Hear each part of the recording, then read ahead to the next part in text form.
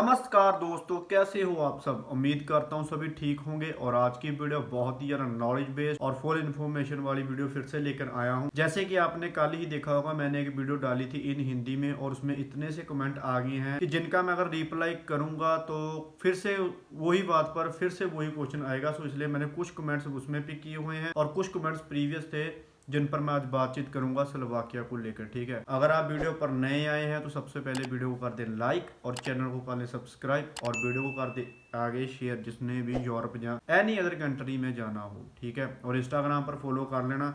Instagram पर भाई जब भी आप डीएम करते हो सिंपल हेलो मत लिखा करो, मैं बहुत बार बोलता हूँ। उसके साथ में ही जो भी आपने मेरे से पूछना होता है उसका मैसेज मेरे को कर दिया करो। ठीक है, तो सबसे पहले एक कमेंट की ओर बढ़ते हैं जो कि बहुत ही ज्यादा कॉमन कमेंट है। बहुत ही मेरे को मतलब कि वो कमेंट भी आता है, वो मेरे को मैसेज भी आता है। वो कमेंट ये है कि भाई मेरे को ये बताओ कि वर्क परमिट कितने डेज में आ जाता है, अगर आ जाता है तो अपॉइंटमेंट कब मिलती है, अपॉइंटमेंट के बाद में वीजा कितनी देर में हमको मिल जाता है। तो मैं सिंपल हर वीडियो में बताता हूँ। आज मैं थोड़ा ब्रीफली समझाने का ट्राई करूंगा। देखो, जो कॉन्ट्रैक्ट होता है वो सबसे पहले क्या होता है, जब आप एजेंट के पास जाओगे, होम कंट्री वाले एजेंट के पास, वो आपका बायोडाटा कलेक्ट करेगा, वो आपको पासपोर्ट की कॉपी ले लेगा या आपकी पासपोर्ट साइज फोटो ले लेगा। ठीक है, और उसको अनदर डॉक्यूमेंट्स चाहिए होंगे, फॉर एग्जांपल मेडिकल या कोई एक्सपीरियंस, वो कलेक्ट करेगा और वो भेज देगा स्लोवाकिया किसी कंपनी को या किसी एजेंट को। ठीक है, फिर वो कंपनी क्या करेगी, वो आपके डाटा को वेरीफाई करेगी और एक कॉन्ट्रैक्ट रेडी करेगी। उस कॉन्ट्रैक्ट वो अपने म्युनिसिपल कॉर्पोरेशन को भेज देगी, जो भी स्लोवाकिया का ऑफिस होगा उसमें चले जाएगा। फिर वो वहां से वेरीफाई होके ओके होकर उसके पास आ जाएगा जो स्लोवाकिया कंपनी होगी। फिर वो कंपनी आपके होम कंट्री वाले एजेंट को भेज देगी। बाय मेल भी भेज सकती है, बाय पोस्ट भी भेज सकती है, लेकिन मोस्ट ऑफ ज्यादातर बाय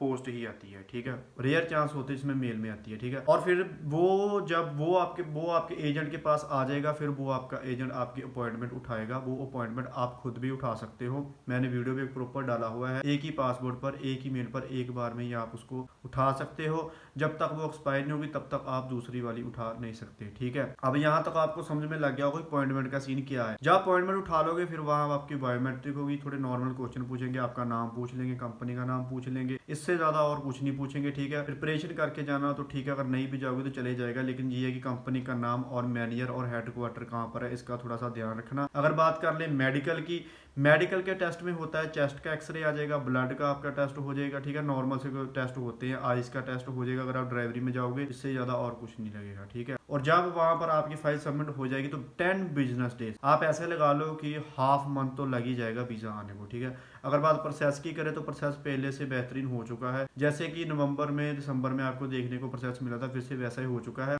और एक मेरे को बहुत कमेंट आता है कि भाई मेरे एजेंट ने 6 मंथ हो गए मेरे को फाइल दी हुए, अभी तक कोई रिस्पॉन्स नहीं है। तो मैं भाई सबको यही बोलूंगा, आप चीपेस्ट के चक्कर में पड़ जाते हो, तभी एजेंट क्या करते हैं, पैकेज बनाकर आपका लगा देते हैं, उसमें डिले होता ही रहेगा।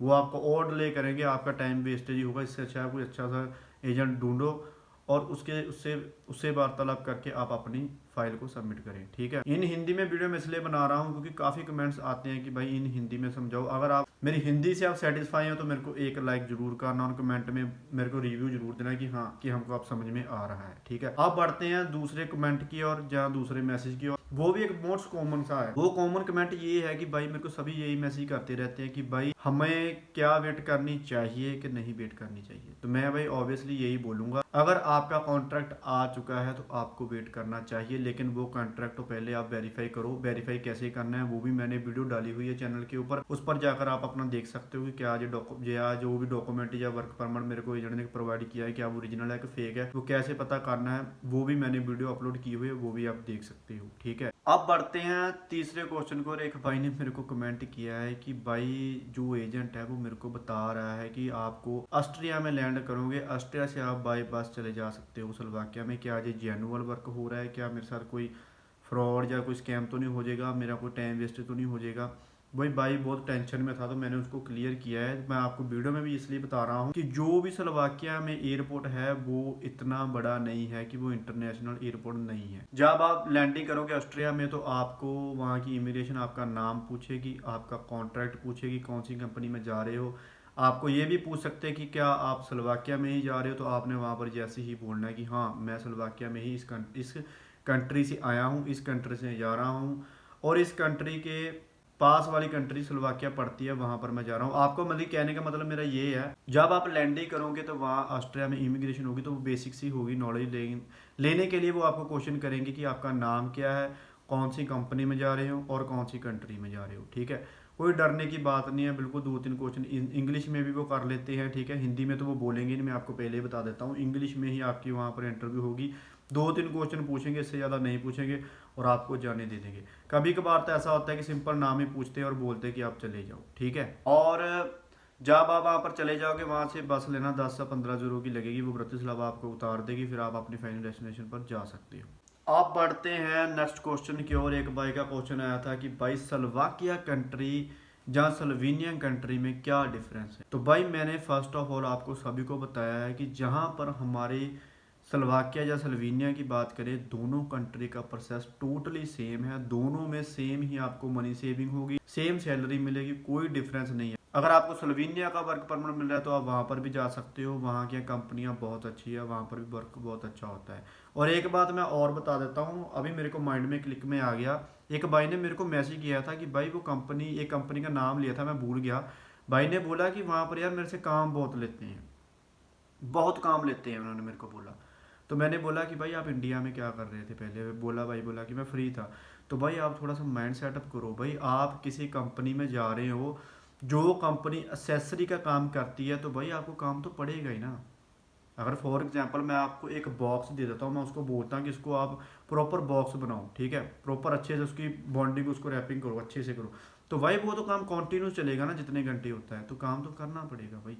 ऐसा थोड़ी ना होएगा कि मैं बोलूँगा कि भाई आपको काम कम मिलना चाहिए, मैं उस पर सपोर्ट करूँगा। भाई ऐसी बातें तो मत किया करो भाई, जो आपको काम मिला है वो तो करना पड़ेगा। ठीक है, कईयों को काम नहीं मिलता, आप उनसे पूछ कर देखो, वो बोलते हैं कि भाई मेरे को आप उबरे में भेज दो, उबरे का मतलब मिस्त्री के काम पर भेज दो, कंस्ट्रक्शन का काम दिलवा दो। भाई वो कितना हार्ड वर्क होता है। जो आपको काम मिलता है एटलीस्ट 6 मंथ किया करो, उसके बाद में सोचा करो कि हाँ यार मेरे पास अब मनी हो चुकी है, अब मैं यहाँ पर इजीली सर्वाइव कर सकता हूँ, तो आप चेंज किया करो। उससे पहले आप ऐसा काम मत करो, क्योंकि 2 से 3 केस ऐसे ही आए हैं जिन्हों के भाइयों के पास बिल्कुल मनी भी नहीं थी, तो वो मतलब कि ऐसा, आप ये सोच लो कि आप इतने फर्स्टेड वो हो चुके थे कि अब मैं क्या करूँ। कोई भी स्टेप लेने से पहले 10 बार सोचा करो, ठीक है, फिर स्टेप लिया करो। अब मैं उम्मीद करता हूँ कि जो स्लोवाकिया के जो क्वेश्चन है आपको क्लियरिफाई होंगे। और मैं जाते हुए एक बात आपको जरूर बोलूंगा, जब भी आपकी टिकट हो जाएगी, जब भी आप एयरपोर्ट आओगे, इमिग्रेशन होगी, तो बिल्कुल नॉर्मल से क्वेश्चन होंगे। माइंड में बस ये रखकर जाना है कि मैंने वहाँ स्लोवाकिया में ही जाना है। कई लोग क्या करते हैं, वहाँ पर बोल देते हैं कि भाई मैंने तो मूव ऑन हो जाना है वहाँ से, ठीक है, तो वो आपको फ्लाई नहीं करने देंगे, वो आपका वीज़ा कैंसिल भी कर सकते हैं। इन बातों का ध्यान रखा करो, ठीक है। जो भी करना होता है इधर आके सोचा करो, वहाँ पर कुछ बोलने की ज़रूरत नहीं है। एक केस ऐसा भी मेरे पास आया था, भाई बोला था मैं क्या करूँ, ठीक है। तो ऐसी हम बातों को यार अवॉइड किया करो, जहाँ पर आपने जाना होता है वहाँ पर जाया करो। वहाँ का पहले माहौल तो देखो, अगर क्या पता आपका माइंड ही चेंज हो जाए वहाँ पर जाके। बहुत अच्छी कंट्री है स्लोवाकिया। मैं इसलिए नहीं बोल रहा कि मेरे को व्यूज़ चाहिए, मैं इसलिए बोल रहा हूँ कि शायद मैं व्यूज़ लेने के चक्कर में आपको बता रहा हूँ। आप जब चले जाओगे वहाँ की कंट्री की नेचर देखोगे ना, तो आप खुद बोलो कि नहीं यार मैं बहुत अच्छी जगह पर आ चुका हूँ। कोई मतलब कि आपको बिल्कुल ऐसे शांत कंट्री कोई कहीं भी नहीं मिलेगी। अगर आप यूरोप किसी भी कंट्री में चले जाओगे, इतने शांत कंट्री आपको कहीं नहीं मिलेगी। स्लोवाकिया, जिसको मतलब कि ये है ना कि नेचर से बहुत ज़्यादा प्यार है, वो उस कंट्री में चले जाएगा ना, तो वो खुद बोलेगा कि नहीं यार ऐसी कंट्री मैंने पहले नहीं देखी, बहुत अच्छी कंट्री है। जब आप चले जाओगे तब आपको पता चलेगा, ठीक है। सो उम्मीद करता हूँ जितनी इन्फॉर्मेशन दी होगी करेक्ट होगी। सो मिलते हैं ऐसी एक और वीडियो लेकर, तब तक प्लीज चैनल को कर लेना सब्सक्राइब, तो वीडियो को कर देना लाइक, और इंस्टाग्राम पर मेरे को कर लेना फॉलो। अब मिलते हैं एक और वीडियो के साथ, तब तक प्लीज बाय बाय।